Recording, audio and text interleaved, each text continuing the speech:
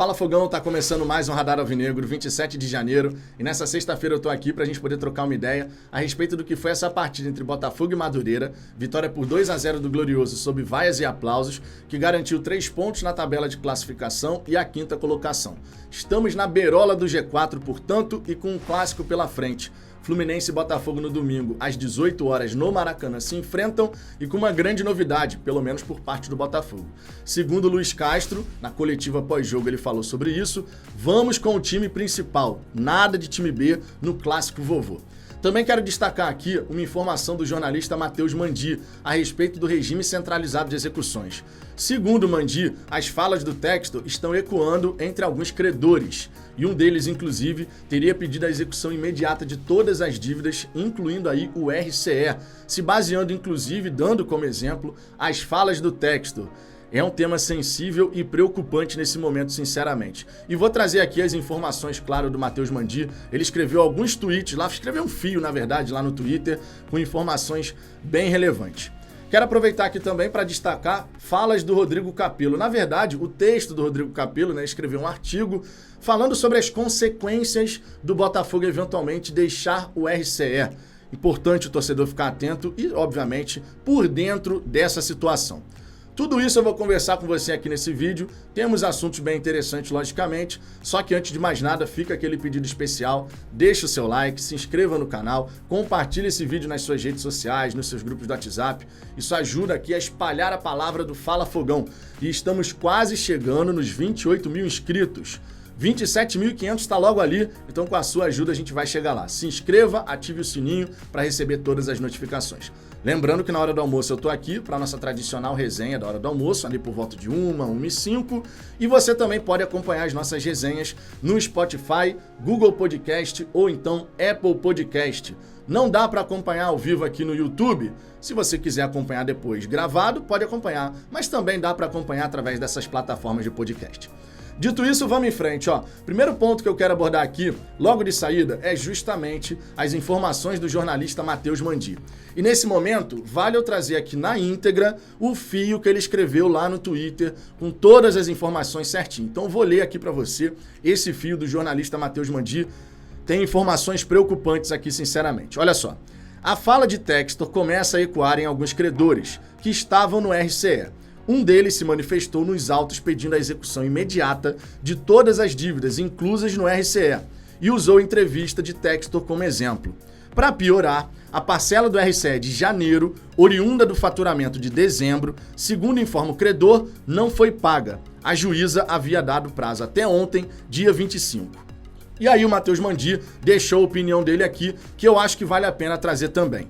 É preciso saber o motivo do atraso. Não quis pagar ou o valor é o tal valor penhorado que Textor mencionou. Essas coisas que falei precisavam ser mais claras de que uma simples fala numa live. Isso gera justamente essa insegurança nos credores do que aconteceu ou vai rolar. A SAF tem todo o direito de mudar a opinião ou a maneira de pagar se achar que está sendo prejudicada, mas é preciso ser clara e objetiva, até por respeito aos credores e aos torcedores. Textor falou na live e fim, não se pronunciou sobre o que acontecerá e por que não houve depósito. São falas importantes, são considerações importantes aqui do Matheus Mandi, sem a menor sombra de dúvida. E eu queria também aproveitar para emendar já na explicação do Rodrigo Capello sobre o que pode acontecer caso a gente venha sair do RCE. Abre aspas para o Rodrigo Capello.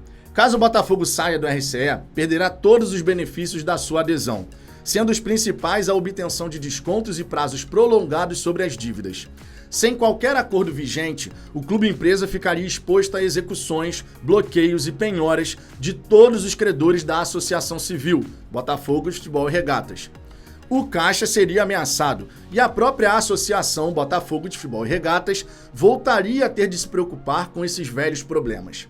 Ou seja, o cenário nesse momento, se o Botafogo realmente seguir esse caminho, pode ser complicado. Tá? A gente, claro, acredita que o Textor está sendo orientado por advogados competentes, capacitados, para decidir o melhor caminho a ser seguido nesse momento.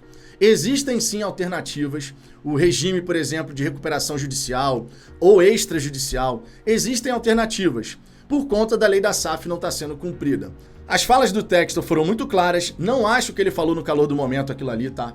De modo algum. Não acho que na live, na entrevista ao Fogão Net, o Textor falou aquilo ali no calor do momento, soltando aquelas informações ali sem ser de uma forma estratégica.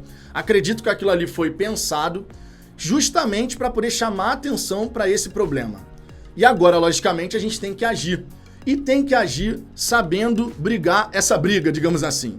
Sabendo jogar o jogo político. Porque no fim das contas, a fala do Textor certamente feriu o ego de muitas pessoas, de muitas instituições envolvidas nessa questão. Então tomara que o Botafogo se cerque de cuidados, que tenha cautela na hora de tomar a decisão, porque isso realmente é um assunto pra lá de relevante que a gente vai acompanhar e trazer as informações aqui pra vocês. Beleza? Outro ponto aqui que eu quero falar, só que agora indo pra dentro de campo, né? Fluminense e Botafogo no Maracanã, domingo às 18 horas. O Castro, na coletiva pós-jogo, falou que vai com o time principal. E essa era uma grande preocupação da galera botafoguense, né? Afinal de contas, tava todo mundo assim, meu irmão, jogar contra o Fluminense com o time B, com esse time aí que mostrou esse futebol contra o Audax, complicado.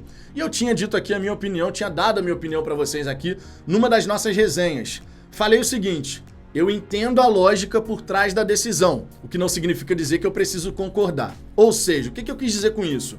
Beleza, eu entendo essa questão da gente estar na pré-temporada, fazendo ciclos de treinamento, jogou no meio de semana contra o Madureira, faz mais um ciclo de treinamento, só vai jogar mais à frente, como se fossem amistosos numa pré-temporada, só que valendo pontos, logicamente. E o Clássico é um jogo muito mais pegado. Sem a menor sombra de dúvida, todo mundo concorda que o Clássico é muito mais pegado. Só que independente de ser time principal, time reserva, time misto, time sub-23, que é o Botafogo B, a camisa que está em campo nesse clássico é a camisa do Botafogo. O que a gente não quer ver o Botafogo passar é vergonha, é ser humilhado. E o time principal do Fluminense, tendo a chance de humilhar o Botafogo, independente de ser o Botafogo B, é óbvio que buscaria fazer isso. E o Botafogo, se fosse ao contrário, também. Se o Fluminense entrasse com um time de garotos, todo reserva, não sei o quê, se tu pode fazer 5, 6, 7, meu irmão, tu vai e faz. É o futebol. Então a nossa preocupação muito maior era essa. A gente entende, logicamente, a ideia inicial, né, de botar o time ali para ir ganhando essa rodagem gradativa. Ontem, contra o Madureira, nitidamente, o foco era dar minutagem aos jogadores. Esse era claramente o objetivo. Tanto é que, em termos coletivos, você ainda não viu muita coisa. Justamente porque você coloca um time em campo para dar essa minutagem em ritmo de jogo também. Para o Castro depois poder contar com todos esses atletas. Mas se tratando de um clássico, e a gente sabe que na hora do vamos ver, essa história de Lago Carioca, tanto faz. Se tomar uma goleada, irmão, essa parada ia ressoar muito negativa junto à torcida. E pra gente chegar a essa conclusão, nem precisa ir tão longe assim, né? Na partida contra o Madureira, segundo jogo do time principal nessa temporada, time reserva, com o jogador fazendo sua estreia, Matheus Nascimento tendo a chance ali no comando de ataque, Gabriel Pires voltando à equipe, a torcida já saiu vaiando. A torcida não. Grupos dentro da torcida, né? Porque não foi todo mundo, não vamos generalizar. Eu tava lá no Luso Brasileiro e não foi a arquibancada inteira que vaiou o time do Botafogo, que direcionou vaias ao Matheus Nascimento, que direcionou vaias ao Gabriel Pires. Tivemos grupos de insatisfação, vamos colocar dessa maneira. Se contra o Madureira, segundo jogo na temporada do time principal, com o time reserva, para ganhar minutos de jogo ali, para dar essa rodagem pra galera, que normalmente não tem tantas oportunidades ao longo da temporada, de repente, né? Nem todo mundo ali, claro, mas o Hugo não vai ser titular, o Matheus Nascimento não vai ser titular, o Segovia hoje é reserva, um ótimo reserva, diga-se, já vou falar sobre ele. Mas a gente sabe que o objetivo era realmente dar ritmo, e ainda assim a gente teve muitas vaias. Ainda assim a gente viu uma insatisfação já bem considerável da torcida com o desempenho do primeiro tempo, né? Mesmo dentro desse contexto. Tu imagina tomando uma goleada do Fluminense, mesmo que fosse com o time B. É óbvio que a pressão desse resultado ia recair sobre o time principal, sem a menor sombra de dúvida.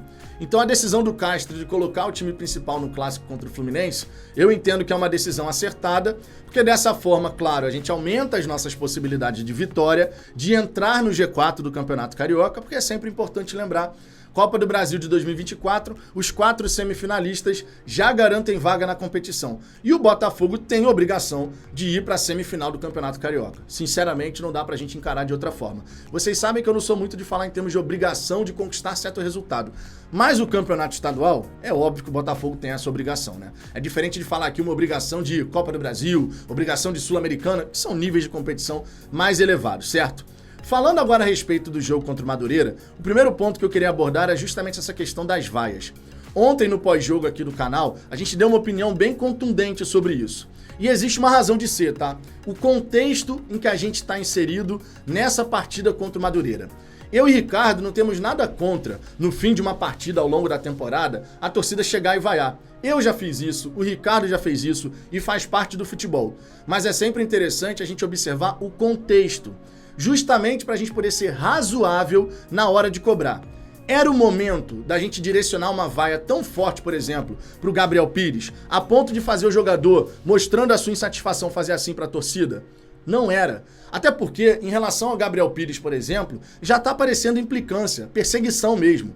No ano passado, o Gabriel Pires deu mole contra o Palmeiras. Fez aquele pênalti bobo, dando um tapa na bola, perdeu uma bola no meio de campo que originou um gol dos caras. Só que aquela história, irmão, depois ele fez outras partidas interessantes, acertando, errando. Contra o Santos, fez uma diferença tremenda. Fez falta, inclusive, contra o Atlético Paranaense. E aí no primeiro jogo do cara, na temporada, onde ele inclusive faz um gol e dá uma assistência, a galera já cai em cima porque ele deu um lançamento que realmente foi tosco. Mas tipo assim, irmão, ele tentou alguma coisa ali e não deu certo. Vamos em frente. Já tinha torcedor realmente caindo em cima do cara. No intervalo, uma vaia geral para a equipe. Uma vaia geral de grupos de insatisfação, tá? Deixando sempre bem claro que não foi todo mundo, estava lá e não foi todo mundo. Eu, por exemplo, não vaiei. Inclusive comentei com o Cláudio, pô, meu irmão, segundo jogo na temporada, não precisa disso. A gente tá jogando contra o Madureira, é para dar rodagem aos jogadores, minutagem, temos que ganhar, mas a gente ainda tem todo o segundo tempo pela frente. E os caras vão acertar ali no intervalo pra gente poder chegar a essa vitória. Então eu não vaiei, por exemplo, e um monte de gente perto de mim também não. Um monte de gente. Então quando a gente falou ontem aqui no pós-jogo, dando declaração bem contundente, de que essa atitude foi uma atitude burra, e na nossa opinião foi mesmo, é justamente porque não entendeu o contexto. O contexto é, os caras voltaram a treinar no dia 9 de janeiro, estão jogando para ganhar rodagem, minutagem, vão buscar essa vitória ainda nesse jogo, conforme aconteceu. E nesse primeiro momento da temporada, a gente tem que dar esse apoio, jogar junto desde o começo, justamente para não criar nenhum motivo para estremecimento nessa relação logo no começo da temporada. Então, na nossa opinião, foi uma atitude equivocada, totalmente equivocada. Vai ter quem discorde, logicamente, e isso faz parte do jogo. Mas é aquela história. Se você tem o direito de achar que a vaia estava certa, a gente tem o direito de achar que quem vaiou estava errado, certo? Faz parte do jogo. Mas seguindo adiante, queria falar aqui também sobre a estreia do Luiz Segovia, jogador equatoriano que chegou agora pro Botafogo, zagueiro canhoto, que mostrou qualidade, sim, em que pese ser contra o Madureira, mas mostrou qualidade, realmente mostrou um nível de jogo bem interessante. Um reserva muito bom para o Vitor Cuesta, ou mesmo uma sombra daquelas pela vaga na equipe titular. Quando tem que dar chutão, dá chutão. Quando tem que ficar calmo ali, mesmo que pressionado, tá calmo com a bola no pé. Gostei demais, meu irmão, gostei demais.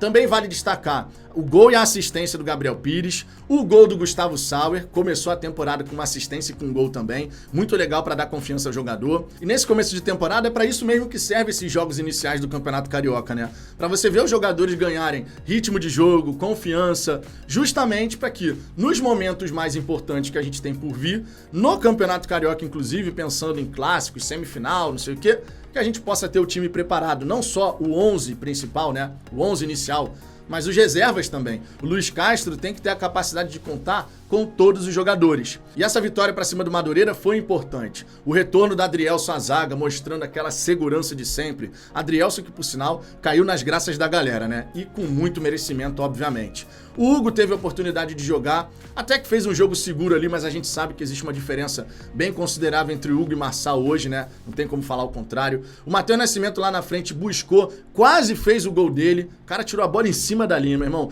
O Matheus Nascimento também, vou te falar, né? Ele conseguiu consegue fazer jogada, chega, finaliza, passa pelo goleiro. Aí tem alguém ali pra tirar o gol do Matheus Nascimento, que seria um gol muito importante pro garoto, sem a menor sombra de dúvida. Não gostei de ver a galera pegando no pé do Matheus Nascimento também. Pô, mal tinha acabado de começar o jogo e já teve torcedor reclamando e daqui a pouco até cantando música do Tiquinho, sabe? Bota o Tiquinho, não sei o quê. Calma.